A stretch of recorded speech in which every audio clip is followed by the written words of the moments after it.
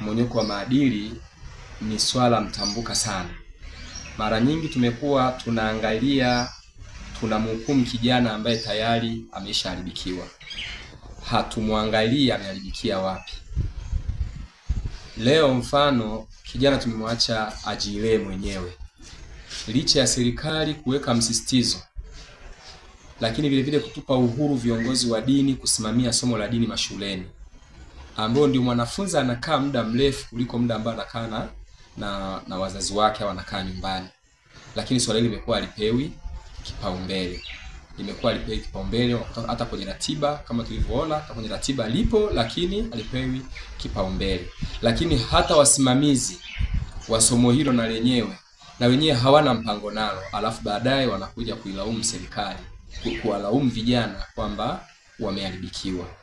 Hebu chukulia, ndugu mwandishi wa habari, chukulia leo mwanafunzi primary darasa la 6, darasa la 5, mambo anayoyafanya kwenye jamii.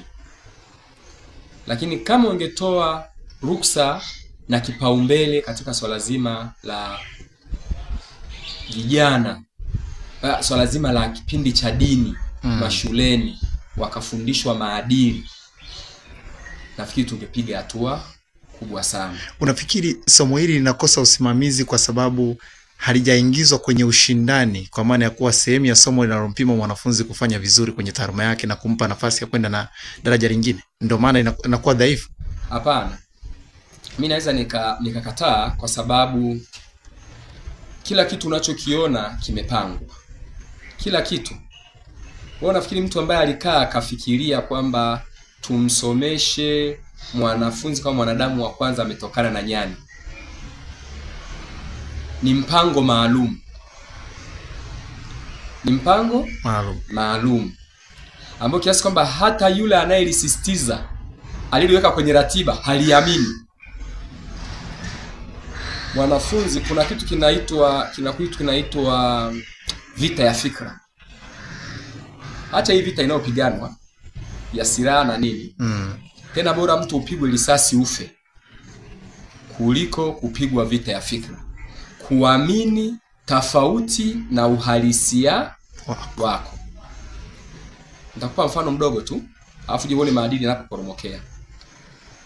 Elimu ya mazingira, miongoni mwa vitu tunavyofundishwa kwa mwanadamu kilichokuleta hapa duniani, yale basic needs, zile mambo matatu: kula, kuvaa na kulala.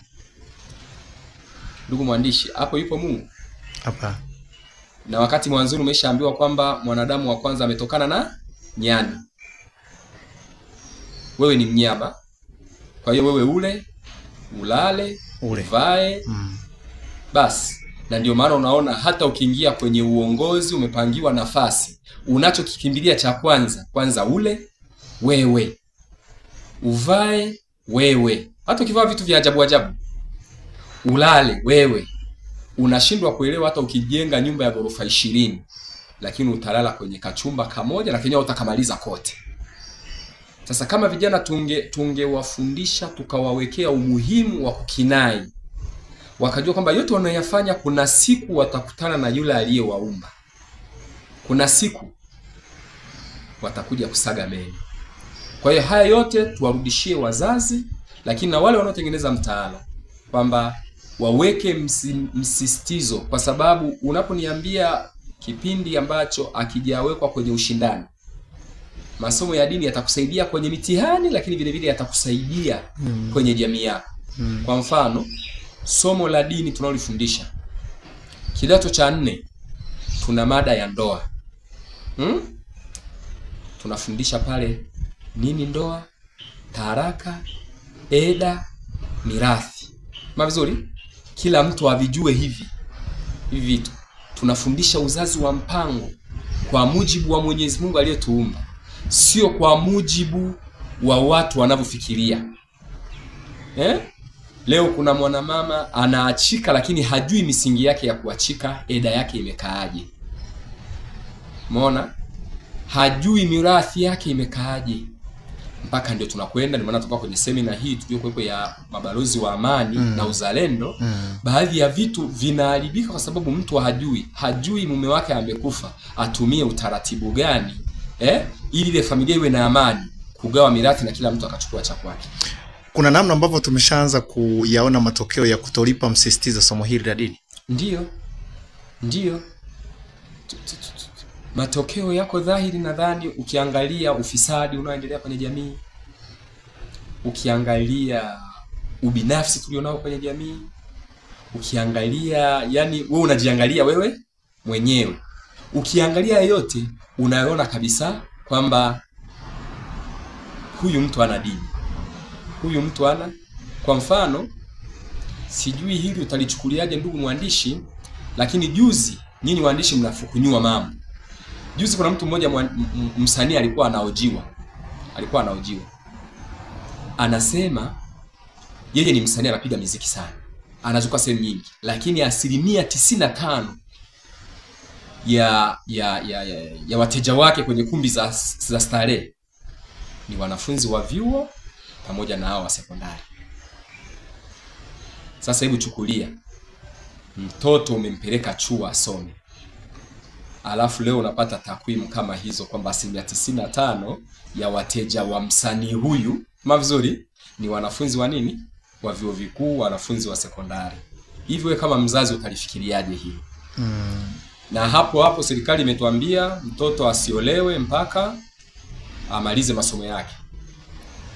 Sasa unajiuliza, hawa wanaokwenda kwenye wateja hawa, lakini mama Mwalimu kabla hajatolewa Wizara ya Afya alitoa takwimu za athari ya ukimwi vyuo vikuu.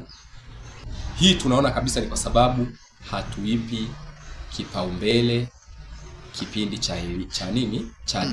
Na serikali wamejitahidi kadri yake. Kwa mfano, kipindi cha nyuma tulikuwa hatuna combination za vipindi vya dini. Lakini leo unaweza ukasoma form 4 ukabalance masomo yako, unaweza ukasoma Islamic, somo la dini ya Kiislamu au divinity na geography na Kiswahili.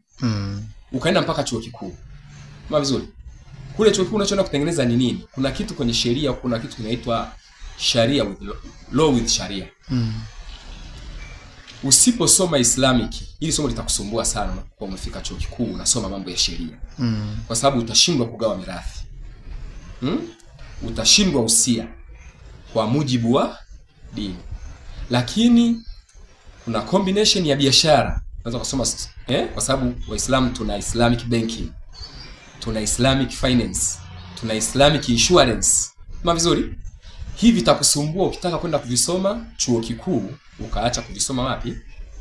Wakati umeviacha kuvisoma huko chini. Kwa hiyo wazazi kama wataliwekea msisitizo, wao kwa sababu unajua malezi yana daraja. Ni daraja. Kwa hiyo akitenguka, yani mzazi acheze nafasi yake, mwalimu acheze nafasi yake, na mimi nitaka kuuliza pengine swali la mwisho kwamba pengine uone kwamba hata na watoto wenyewe shuleni wanakuwa halipi msisitizo kwa sababu malezi ya chini kwa wazazi hayajawafunda kuenenda mienendo ya kidini. Ni kweli.